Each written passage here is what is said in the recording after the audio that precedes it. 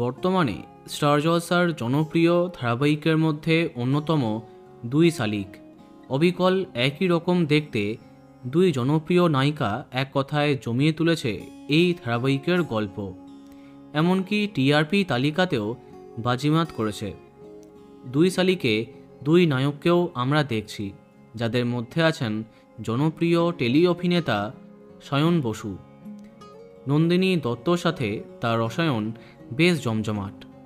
প্রথমে টুম্পা অটোয়ালি, তারপরে কে প্রথম কাছে এসেছি। এরপরে দুই শালিকে তাকে দেখা যাচ্ছে।